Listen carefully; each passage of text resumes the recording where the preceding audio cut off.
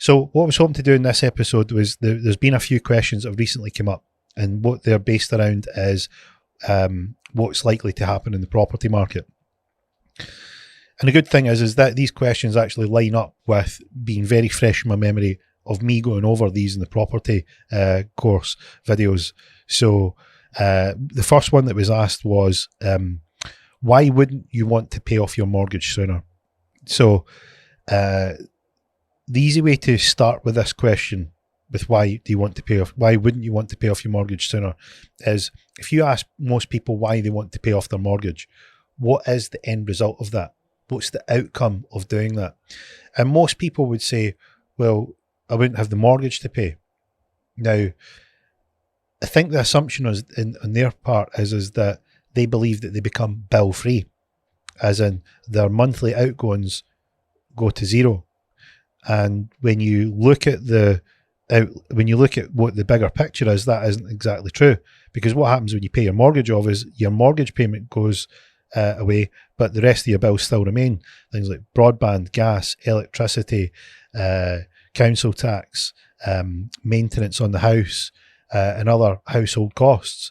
So these are the things that you may think that you're reducing your monthly amount by a huge difference, but in reality, it's not always the case.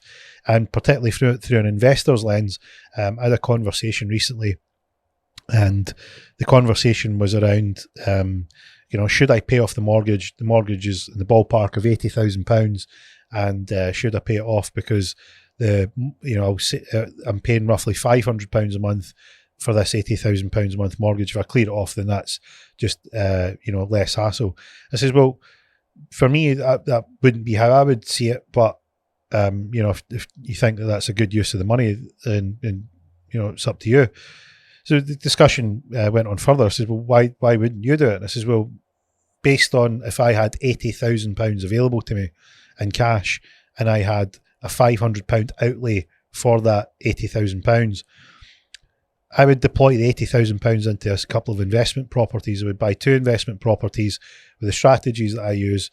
They would be generating on a ballpark £2,000 per month each. So that would be a total of £4,000 gross income on the 2 investment properties. And then I would subtract the £500 that I was paying, which would leave me £3,500 in profit. And that would more than cover all the other associated household costs: mortgage, broadband, gas, electricity, council tax. It's going to cover them all. And you're still going to have some left over. And you have these investment properties that you can you use to bring in passive income. This is, furthermore to that, a lot of the people that I've spoken to that have done this type of thing, they don't appreciate the unintended consequences. And one of the driving factors for people that are looking to pay off their mortgage is usually they're approaching retirement age. So they have this huge drive to pay off the mortgage because they think if they pay off the mortgage, excuse me, if they pay off the mortgage, then they will, they'll be able to feel a bit more financially comfortable. Typically what happens is people put a big lump sum into making that payment. And when they put that lump sum in, they'll generally empty the coffers, they'll pay off the mortgage, and they'll have this mortgage-free house that is an excellent asset if they sell it. But what if they want to remain in the house? So say they want to remain in the house, they've got this big, huge asset, no mortgage on it, and they decide they want to build an extension, or they want to have some big capital outlay, buy a new car, or they want to go on a cruise, or they want to buy an investment property, for instance, because they realise that retirement wasn't all it was cracked up to be. They are looking to increase their income. Their retirement isn't paying them the lifestyle that they're accustomed to. So what do they do? Well, they might want to take some lending against their big asset that they've paid off. But what will happen is, and what we're seeing now, is a tightening of lending criteria. And that tightening of lending criteria is made up of many things.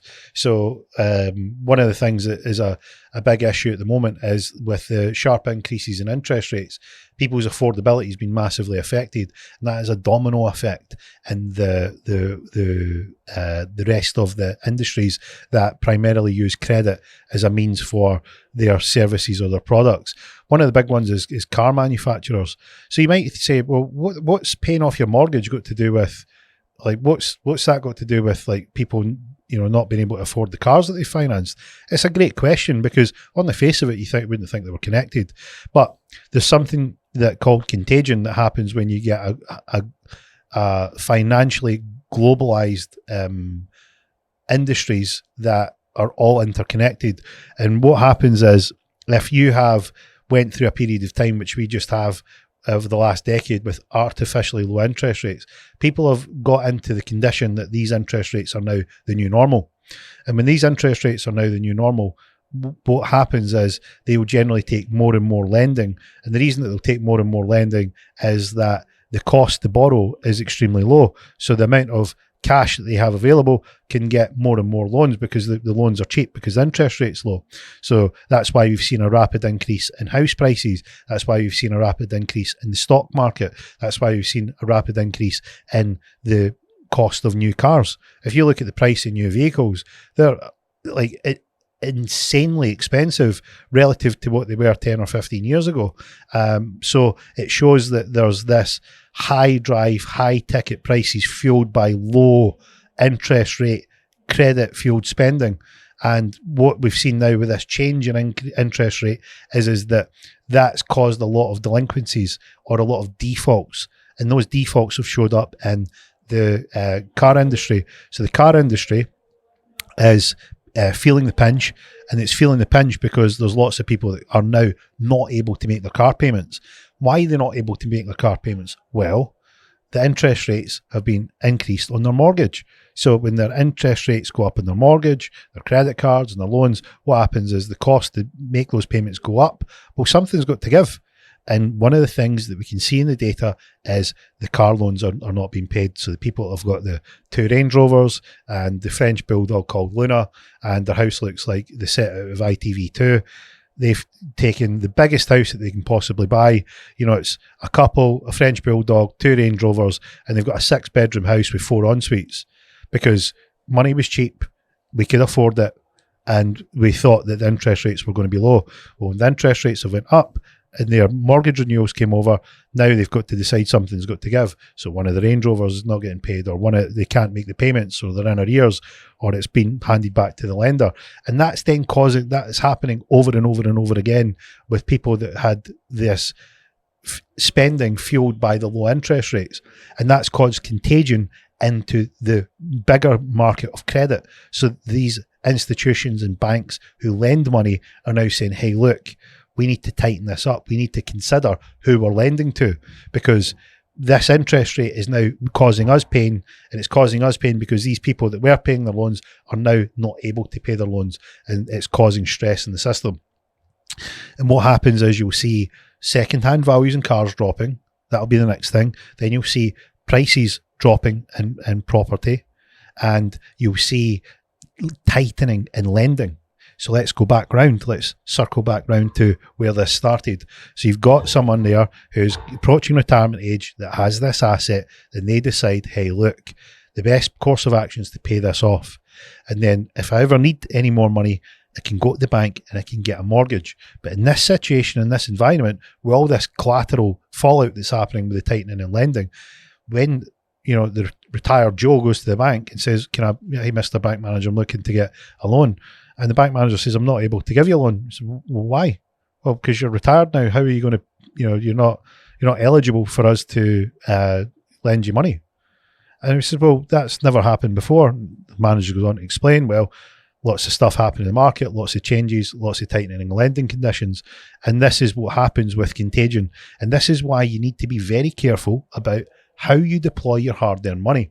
And if you want to pay off your mortgage early, then at least know what you're doing when you're getting into that. And what I would say is that if you can find a vehicle that, and this is my job as an investor. This is my profession. This is what I've done my entire adult life. I'm looking for the best opportunity to deploy that capital into something that would be better than the alternative, the normal alternative. So if I was paying off a mortgage, would it be best to use that money to pay off that mortgage, or can I place it somewhere where I'll get a higher performance for that same money? Will it put me in a better position? Will it give me more cash flow? Will I get more equity?